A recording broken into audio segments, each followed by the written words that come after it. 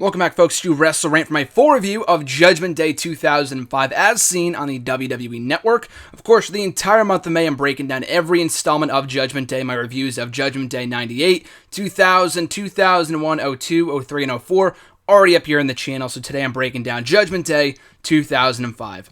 Now, I've talked about this before, but I love the years, for whatever reason, 2002, 05, 08, and 2011 in wrestling. So it's kind of like a 3-year interval kind of thing, weirdly enough, or oddly enough, along with 2014 to an extent. But those 4 years, I mean, 08 and 2011 were years that I was fans for, that I was a fan for, so it's not that surprising.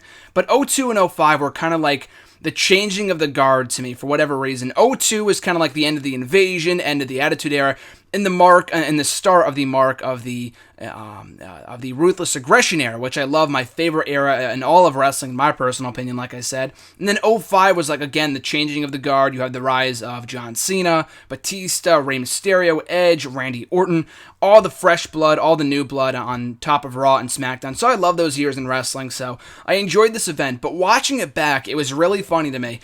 And I didn't even know some of these feuds went down. To me, this pay-per-view, Judgment Day 05, I've seen WrestleMania 21. I'm going to be watching SummerSlam 05. I've seen some bits and pieces of it. I'm going to be watching it in its entirety for my review of it in a couple months. I've watched various pay-per-views from 05. And I'm mostly familiar with a lot of the feuds that went down that year.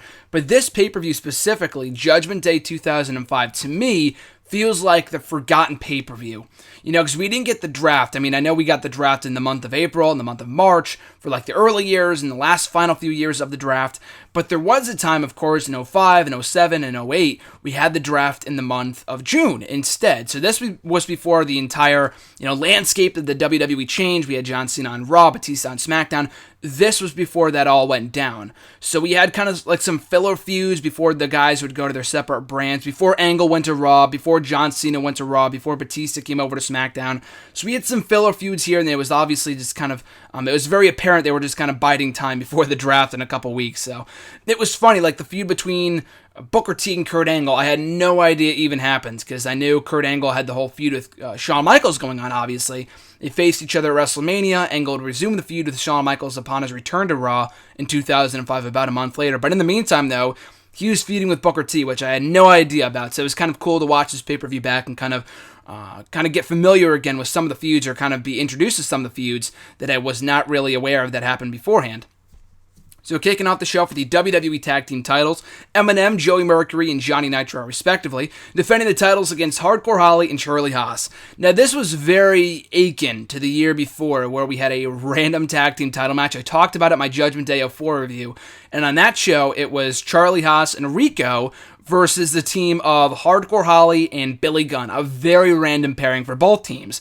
Rico and Charlie had a storyline going. I don't know what the hell the deal was with Hardcore Holly and Billy Gunn. So Holly on this show teams with the guy that he faced the year prior. And then it was just dawning on me while watching the show how many random tag team partners Holly had. Crash Holly was the only true real tag team partner that Hardcore had. He would later team with, like I said, Billy Gunn, Charlie Haas in this show, Cody Rhodes in 07 and 08 before his release in 2009. So it was really weird to see that WWE had no idea what to do with Hardcore Holly other than putting him, in the tag team division for the final 5, 6, 7 years of his career in WWE, which I thought was weird. It was a good match, really nothing special about it. I loved Eminem. This was right around the time they arrived on the scene. There was no reason for them to drop the titles here to a random pairing of Holly and Haas, who worked well together, and the commentators were kind of talking about, I think it was on this show, I don't think it was 04, and on this show, Charlie Haas really came out of his shell. He was doing like over the top rope stuff and just shit like that. And it was funny to me watching that, because the guy never really stood out to me, other than, in a way, I mean, this may be a completely different comparison, and I'm just thinking of this now, but to me, Charlie Haas was like the Curtis Axel of his time, a great in-ring wrestler, had a lot of potential, but he just did not have any charisma. He was an amazing tag team wrestler with Shelton Benjamin, obviously, and Team Angle. But after that kind of got done, he really did not do anything in singles competition. But, he really wouldn't start to show personality until he started doing the impersonations, much like Curtis Axel when he was doing the Mr. Perfect, oddly enough, Mr. Perfect, and all those other impersonations back in like 2008. That's when I was starting to get into it.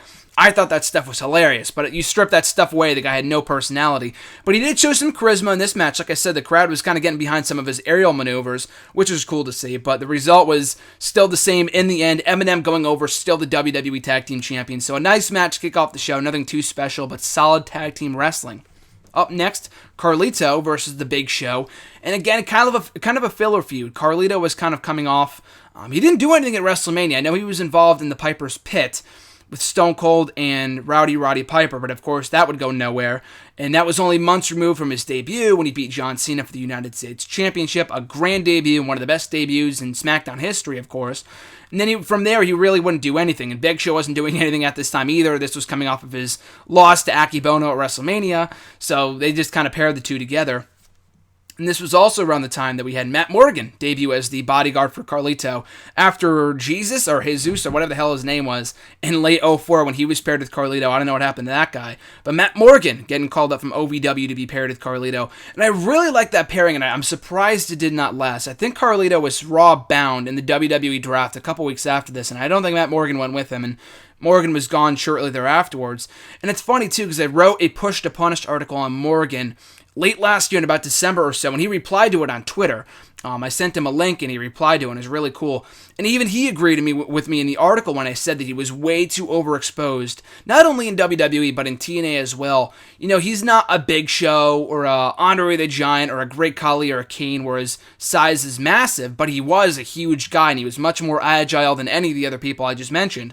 So he was a real special talent, and they just overexposed him, and he agreed with me in saying that he should have been, limited. He should have been a special attraction and not thrown out there on TV. More so in TNA than in WWE. WWE never really did much with him before they let him go in 2005 or whatever year it was.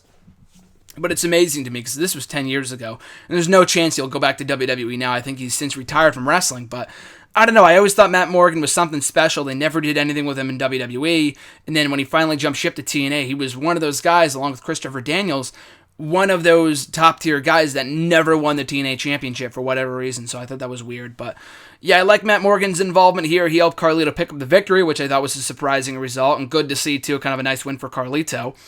So a decent match. Big Show just kind of dominated the whole thing before Carlito came back with some help from Matt Morgan, as I mentioned, to pick up the win. So just kind of a squash match for the most part, fine for what it was.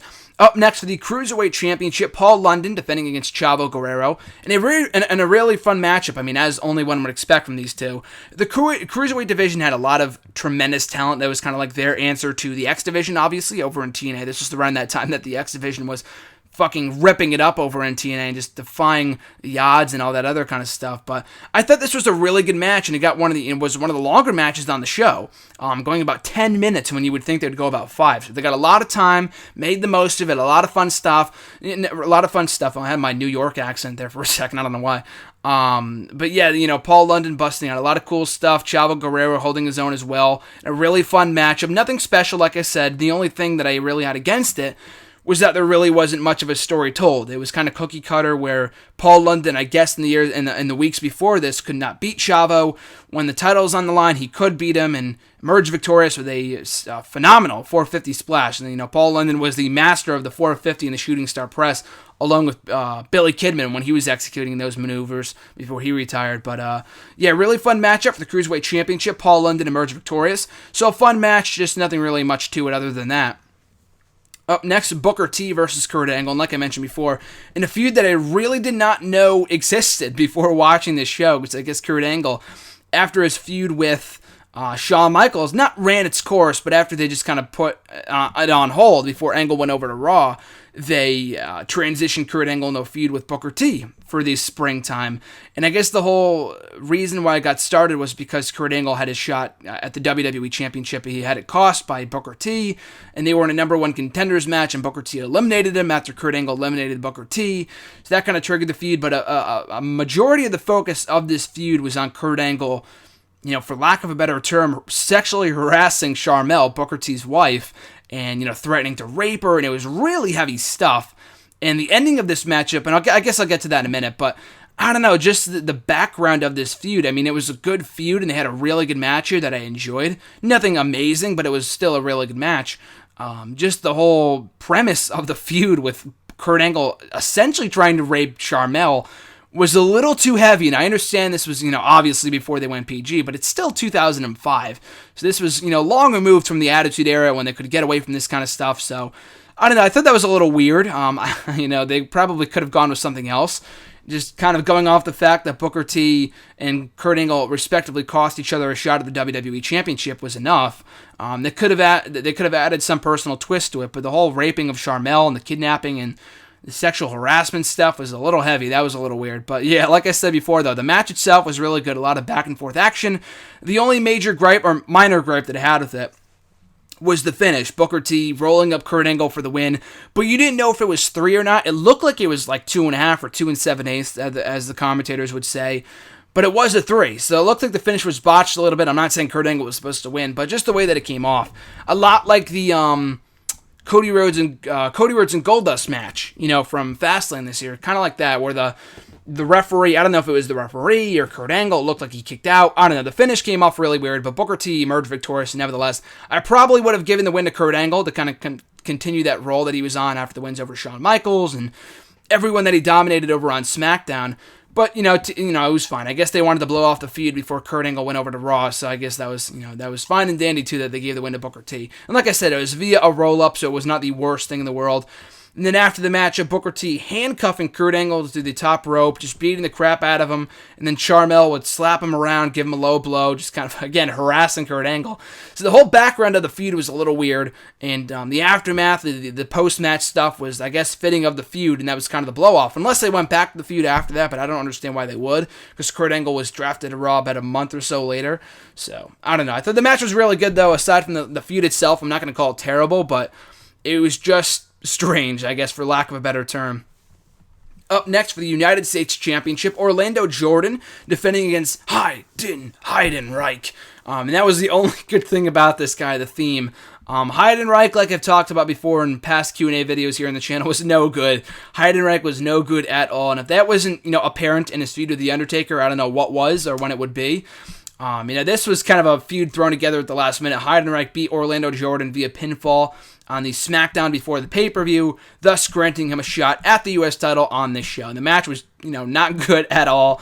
It was pretty bad. It was not good. Orlando Jordan was, he was impressive, but if he was in there with the right guy, he would have a good match. But other than that, the guy was nothing, too amazing. And then Heidenreich was just fucking Heidenreich. So the match was not good at all. And I guess this was right after Heidenreich turned babyface and he was looking for a friend. And I was like, oh, give me a break. And the guy was no good. The guy was no good at all. So I really wasn't not a fan of the matchup itself. But it was not the worst thing I've ever seen, just not a good match. And Orlando Jordan winning out of nowhere with a DDT, which did not come off well. Just a bad match. Just skip over this if you watch this show. Orlando Jordan's still the United States champion, like I said before, so needless to say that. Up next, Rey Mysterio versus Eddie Guerrero in a match that I loved. I really like this entire feud, aside from the fact, and I think I might have talked about this in my review of the Great American Bash 2005, in that I was always surprised that they gave every single win to Rey Mysterio, which is not a bad thing. This was on around the time he was on the rise. He was about to become world champion about a year later.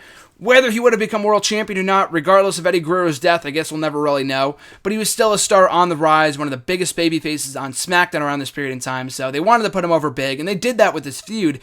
But I was always surprised that they never had Eddie Guerrero win a match against Rey Mysterio. And I guess that was the point. But it never at any point in their 4 matches on pay-per-view, whether it was WrestleMania, Judgment Day on this show, the Great American Bash, or even SummerSlam, Rey Mysterio won every single match. Albeit this one by disqualification, but he never won the matches. He might have won a one-off match on SmackDown, but other than that on pay-per-view, he was 0-4 against Rey Mysterio. And like I said, it did not hinder Eddie Guerrero. Eddie Guerrero was Eddie Guerrero, so he was going to bounce back regardless. But, I don't know, I was always baffled they never gave him one win over Rey Mysterio at any point in their various pay-per-view outings. That aside, though, I thought this was a great match, very well wrestled, kind of standard early on, but it went about 18 minutes, and down the stretch, they would definitely pump it up, and Eddie Guerrero in charge for most of it. Shades of his attack on Rey Mysterio in the weeks before this, and when he laid out Rey Mysterio, and this is Rey Mysterio's first appearance since being laid out by Eddie Guerrero on that episode of SmackDown. So kind of a grand return for Rey Mysterio on the show. But yeah, I love the matchup. A lot of great, exciting back and forth action. And before Eddie Guerrero could pick up the victory, getting himself disqualified for the second straight year, because of course it was at Judgment Day 04 that he got himself disqualified, in his WWE Championship match against JBL. So a kind of similar result this year. Of course, no championship on the line in this matchup, but it prevented Rey Mysterio, or Eddie Guerrero rather, from getting pinned. But, yeah, I don't know. I just thought the fact that he never won a match was a bit weird. But, yeah, I love the matchup, though. Kind of put over the fact, and the commentators relayed the fact that he was getting angry and fed up, that he was never able to get a win over Rey Mysterio. He was getting very frustrated with the fact that he could not beat his longtime rival, and he did not here either. He got himself disqualified after utilizing the steel chair, continued to beat the crap out of Rey Mysterio after the match, thus furthering the feud, keeping his heat. So I thought it was great. I really enjoyed this matchup, and of course this was not the end of it, so it was fine that Eddie Guerrero, although he did not win, he got the better of Mysterio after the matchup regardless. So I thought that was really good, and I enjoyed it. And Rey Mysterio, I think, hit a 619 on him after the match. I'm thinking of Eddie Guerrero versus JBL from the year prior. No, Eddie Guerrero ended this matchup not victorious, but he was the last man standing after the matchup. So, great match. The aftermath was there. They followed it up well. And, of course, like I said, this was not the blow-off, so it was okay that, it was not a decisive victory or a decisive attack or anything like that. So I loved every part of this for the most part. Then we get to the main event, an I Quit match for the WWE Championship. John Cena defending against JBL in a great match. I really, really enjoyed this. This comes as no surprise to anyone who has seen this matchup before, and easily one of the best I Quit matches in WWE history.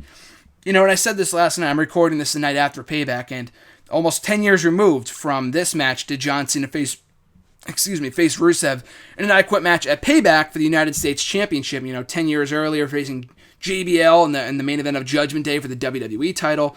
It's crazy to think how much times have changed, and the differences and similarities between these two matches. But yeah, there's not many great I Quit matches out there. To my count, this was the 16th one, I think.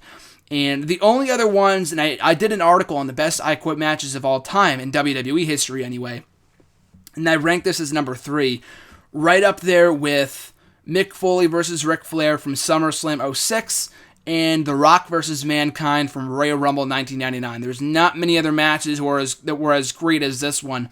A lot of hard-hitting action. The two went all out. JBL just beating the shit out of John Cena, making him bleed with a crimson mask. I don't think I've ever seen John Cena bleed as much as he did on this show. It was a mess. As much as, I guess JBL is notorious for busting people open at Judgment Day, because he did the same thing to Eddie Guerrero the year before. But, he made John Cena his bitch for most of this matchup, and it was very, very entertaining. Really enjoyed the matchup. And then we get to the end. So a lot of back and forth stuff, just kind of trading shots with one another. John Cena tossing JBL into a TV monitor at ringside, just kind of going all around the arena, as they should. I don't like the I Quit matches like we saw with Del Rio and Swagger a couple years ago, where they keep the match in the ring, and it's not really, that hardcore of a matchup. So I enjoyed this, and I also enjoyed, too, unlike, recent I Quit matches, the fact that, the referee does not have a microphone to his mouth the entire time, or he's asking him, do you want to quit? Do you want to quit? He'll only ask him, every once in a while, and you'll never hear the referee say, I quit. It's only the wrestler, so that sometimes gets annoying. So that was kind of a nitpicking of recent I Quit matches, so I'm glad that was not the case back then. But a really good matchup. We get to the finish where John Cena brings JBL over to his truck, where he had turntables where someone was mixing up his theme song, because that was a cool entrance, by the way, too. And he was busting up his limo, just kind of destroying JBL and his limo. And then he took the exhaust pipe from the truck, and he was threatening to hit JBL with it. And before he could, JBL quit. And so that was kind of a lame finish. I mean, I know he ended up hitting it anyway, but we see the same thing all the time. We saw it at Over the Limit 2010, where John Cena threatened to put Batista through a car, and Batista quit, and he would do it anyway. Jeff Hardy versus Matt Hardy from Backlash 09. He was threatening to hit him or put him through a table, and he didn't, but he quit, and he quit, and he put him through it anyway. So we kind of see the same tired formula, but this was before all of that started happening. So this was kind of like paving the way and starting that trend. So it was cool to see JBL go through the glass with an exhaust pipe anyway. It was kind of like with King of the Ring, I don't know what year it was, maybe 99 or 98 or maybe it was 2000, I don't know, where Kurt Angle was suplexing relentlessly Shane McMahon through those glass walls, I guess you can call them. I'm not really sure what they were, just kind of glass panels that had the King of the Ring logo on it, and he was doing that relentlessly. That's kind of what we got here, with the same panels with Judgment Day painted on them, just kind of used for the set. And he shoved JBL through the glass with the exhaust pipes to a great finish.